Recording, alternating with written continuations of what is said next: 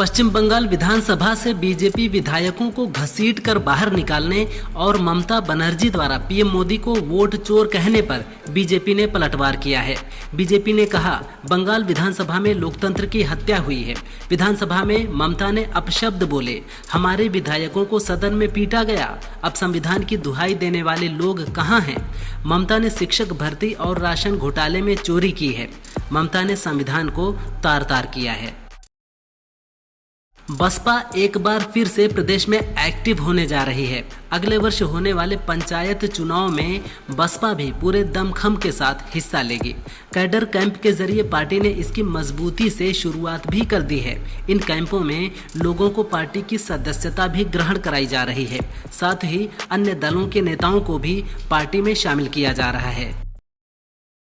सपा प्रमुख अखिलेश यादव ने एक बार फिर बीजेपी पर निशाना साधा। उन्होंने कहा, बीजेपी विपक्षी दलों और मतदाताओं के साथ दुश्मनों जैसा बर्ताव करती है।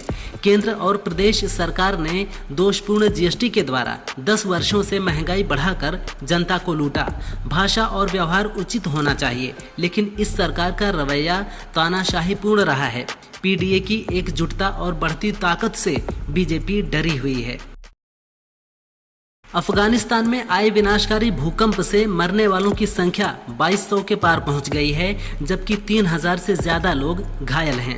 भूकंप के झटकों से गिरी इमारतों के मलबे में अब भी कई लोगों के फंसे होने की आशंका है। ऐसे में रेस्क्यू ऑपरेशन जारी है। भूकंप के चलते भूस्खलन हुआ है और कई सड़कें बंद हो गई हैं। ऐसे में रेस्क्यू ऑपरेशन में दिक्कतें आ रही हैं। एक ब्राजीलियाई बिजनेसमैन ने अपनी 88,000 करोड़ रुपए की संपत्ति ब्राजील के मशहूर फुटबॉलर नेमार जूनियर के नाम कर दी है। चौंकाने वाली बात यह भी है कि दोनों की कभी मुलाकात तक नहीं हुई है। 32 साल के इस शख्स ने 2023 में अपने इस फैसले के बारे में बताते हुए कहा था कि उनका स्वास्थ्य बहुत अच्छा नहीं है और वह नेमार को पसंद करते हैं। अब इस खबर की चर्चा ब्राजील सहित पूरी दुनिया में हो रही है। 250 साल के इतिहास में पहली बार अमेरिका की आबादी में गिरावट आने वाली है। यूएस से 5,25,000 प्रवासी बाहर जाने वाले हैं, जबकि देश में जन्म लेने वाले बच्चों का आंकड़ा कुल 5,19,000 रहने का अनुमान है।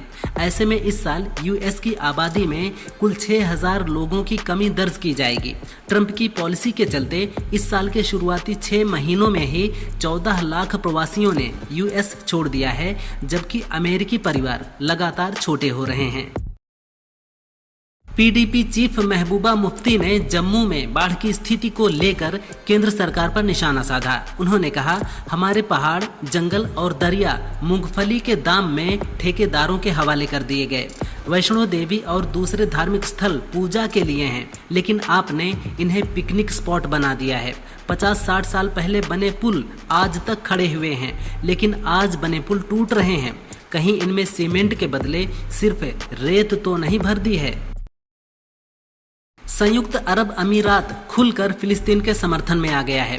वेस्ट बैंक पर कब्जे की तैयारी कर रहे इजराइल को यूएई ने चेतावनी देते हुए कहा है कि अगर इजराइल वेस्ट बैंक पर कब्जा करता है तो ये अब्राहम समझौते को नुकसान पहुंचाएगा। ये समझौता सितंबर 2020 में ट्रंप के कार्यकाल में हुआ था, जिसके तहत यूएई समेत अन्य अरब देशों ने इजराइल के साथ रिश्ते सामान्य किए थे।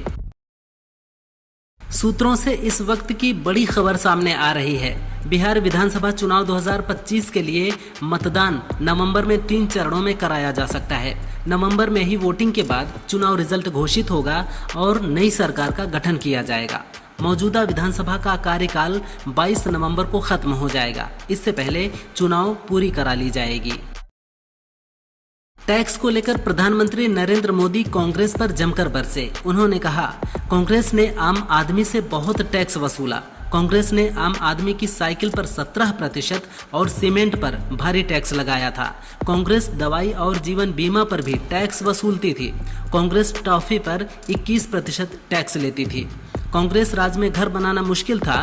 कांग्रेस राज में किसान बहुत दुखी थे। बीजेपी विधायक केतकी सिंह ने अपने आवास के बाहर सपा कार्यकर्ताओं के हंगामा करने और उनकी नाबालिग बेटी को डराने के गंभीर आरोप लगाए हैं। केतकी सिंह ने कहा, सपा के गुंडों ने आकर मेरी बेटी को डराने का प्रयास किया। वो जान लें मैंने शेरनी को जन्म दिया है, मेमने को नहीं। मेरी बेटी के अंदर भी बलिया का खून दौड़ रहा है जो मंगल पांडे का बलिया है। केतकी ने अखिलेश पर टोटी वाला बयान दिया था, जिसके बाद मामला बढ़ गया था। सोनिया गांधी के खिलाफ दिल्ली की कोर्ट में याचिका दायर की गई है। याचिका में आरोप है कि भारतीय नागरिक बनने के 3 साल पहले से उनका नाम मतदाता सूची में था। याचिका में मांग की गई है कि सोनिया 1983 में भारतीय नागरिक बनी, लेकिन उनका नाम 1980 की मतदाता सूची में कैसे था? मतदाता सूची में उनका नाम शामिल करने के लिए चुनाव आयोग को कौन से दस्तावेज दिए गए थे? इसमें कोई जालसाजी हुई है, ऐसे में एफआईआर दर्ज की जाए।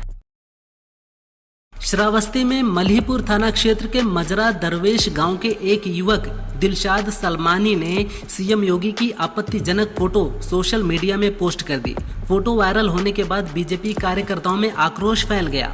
बड़ी संख्या में कार्यकर्ता मल्हीपुर थाने पहुंच गए और हंगामा करने लगे। इसके बाद पुलिस हरकत में आई और आरोपी दिलशाद को गिरफ्तार करके जेल भेज दिया। इसके बाद हंगामा शांत हुआ। दुनिया घूमने निकले एक भारतीय की बाइक ब्रिटेन के नॉटिंघम से चोरी हो गई। इस पर कांग्रेस सांसद शशि थरूर ने सोशल मीडिया पर रिएक्ट करते हुए लिखा, ब्रिटेन वासी ब्रिटिश म्यूजियम से सीख रहे हैं। ये पहली बार नहीं है जब थरूर ने ब्रिटिश म्यूजियम की टांग खींची हो। इससे पहले थरूर ने औपनिवेशिक शासन में भारत की कीमती वस्तुओं को लेकर ब्रिटिश म्यूजियम में रखने पर तंज कसते हुए उसे चोर बाजार बताया था। गोरखपुर में सीएम योगी ने सपा को खूब सुनाया। मुख्यमंत्री ने कहा, व्यापारियों और उद्यमियों से गुंडा टैक्स की वसूली सपा सरकार के संस्कार का हिस्सा था। आज ऐसा करने की हिम्मत कोई नहीं कर सकता। सपा सरकार में बिजली यदा कदा आती थी, ये उजाले के दुश्मन थे। उन्होंने समाज में अराजकता फैलाई, जातीय आधार पर सामाजिक ताना बाना छिन्न भिन्न किया।